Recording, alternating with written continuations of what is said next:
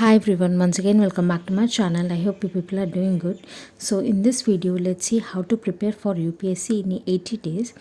So if you are a beginner and you have just completed basics of every subject and you have already covered certain part of your syllabus, then this video will definitely help you people. So don't skip this video, watch till the end. So we all know that we have nearly seven subjects, that is history, polity, geography, economy, environment, science and technology, and current affairs for prelims. And along with this we have CSAT. So for prelims we have to cover all the syllabus of these subjects, but we have only 80 days.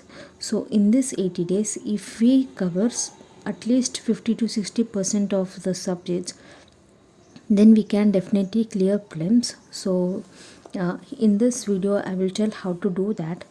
So out of all these subjects, first understand the priority of subjects, that is first understand which subject is having high scoring areas, and which subject has more static portion, and which subject has more dynamic portion. So first, when you analyze your previous year question papers, you will understand the framework of questions, and you will understand which subject is having more static weightage. So based on that you can automatically understand for which subject you have to give your high priority. So based on previous year question papers and based on the syllabus of UPSC, so first here if you see I have given the priority of subjects. So this is the priority of subjects, and for this subjects I have also given a book list, that is for each and every subject I have just mentioned one resource. So if you follow this resource and if you solve previous year question papers and mock test, you can definitely clear the exam. So here all you need to do is first prioritize your subjects. So if you analyze previous year question papers, you can clearly see that polity has nearly 10 to 20% of weightage in UPSC. So every year on an average we can get 10 to 15 questions from polity, and this polity is static portion. That is, I'm not saying that current affairs related questions don't come from polity. I'm saying that if you are thorough with polity, you can definitely answer each and every question. That is, from polity most of the questions are related to the static portion.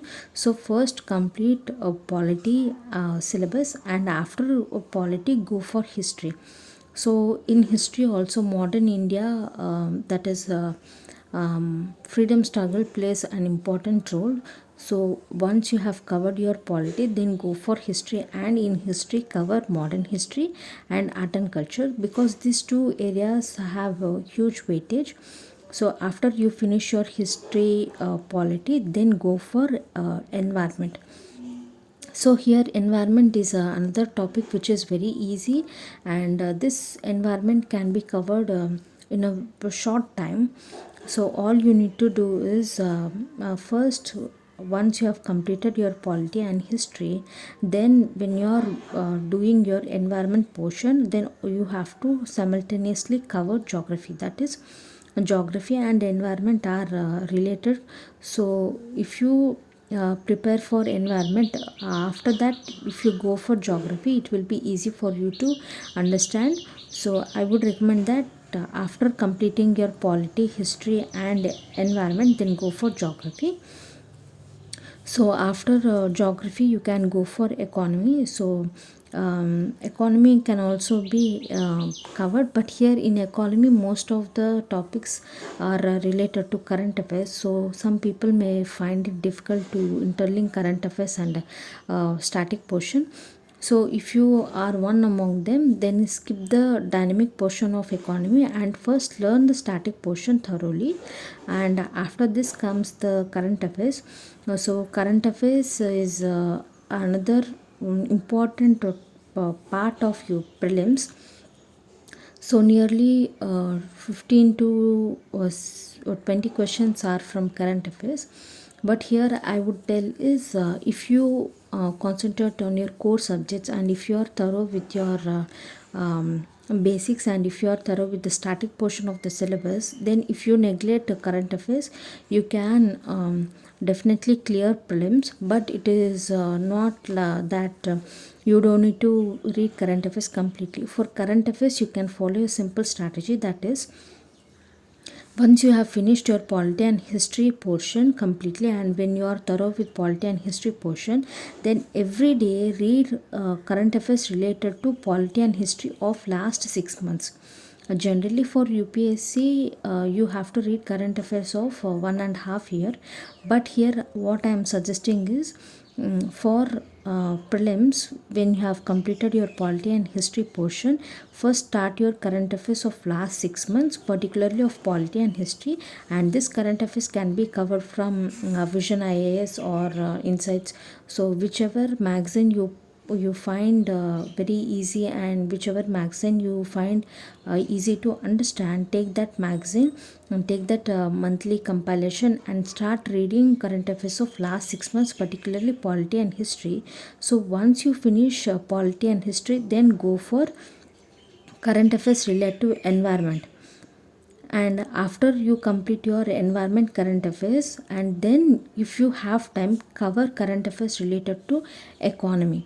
Here why I'm telling to cover current affairs of each and every subject, that too particularly of last 6 months, is that some people have the phobia for reading current affairs and reading newspaper, but they want to definitely clear the exam. So here I would suggest is, without reading newspaper also you can cover your current affairs. So first try to finish current affairs of 6 months. After that, if you have time, then go back to another 3 months current affairs and complete that current affairs also. So continue this process until you finish nearly 9 to 12 months of current affairs.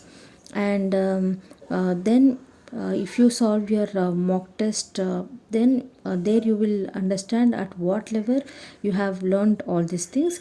Then you will understand whether you can solve prelims or not. So based on that, again you can rectify your weak areas and work on them.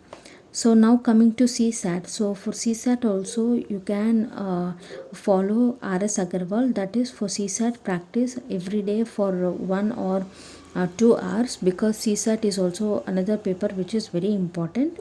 Now coming to the timeline that should be followed in this 80 days is, for history, that is for modern, ancient, medieval and art and culture, you can give 16 to 17 days. For polity you can give 10 to 11 days. For geography you can give 10 to 11 days. For economy you can give 10 to 11 days. For environment you can give 8 to 9 days. And for current affairs CSAT, you can give time every day, like 1 to 2 hours every day you have to give time for them, because current affairs and CSAT can't be neglected. But it is recommended that you don't need to give most of the time for these two parts only. So now I hope you have understood how to cover all your subjects in 80 days, and how to do a smart work, how to get more marks in less time. That is, here you have to follow 80 by 20 rule. That is, by putting 20% input, you have to gain 80% output. So here you have to understand what is the 20% input. This is because when you identify that 20% input, then definitely you can clear the exam, you can clear prelims. So here all you need to do is, for each and every subject, identify the important topics. Like let's say for polity, you can see that in Lakshmikant we have nearly 80 chapters, but all 80 chapters are not important. But I would say don't neglect any chapter, just have an idea of this 80 chapter. But particularly in this 80 chapter, read chapters that are very important, like parliament, state legislature, about president, silent features of the constitution, preamble, amendment, fundamental rights, fundamental duties. So like this, there are certain topics that are very important for polity, so keep special focus on that topics. And now coming to history, when you see modern history, there are important topics like after Gandhian period, there are so many important moments taken, so try to concentrate on that moments. So like that, for each and every subject, first note down the important areas and important topics. So in these 80 days, try to cover that topics and try to revise that topics more. So when you have finished your revision and when you solve any mock test or when you solve previous year question papers, then there you will understand if you are in a right path or not. So I hope you have understood how to manage your time in this 80 days. So all you need to do is prioritizing your subjects and following a smart plan. So if you want important topics for each and every subject, I have already given that, so you can follow that. So if you like this video, please like, share and subscribe to my channel, and thanks for watching.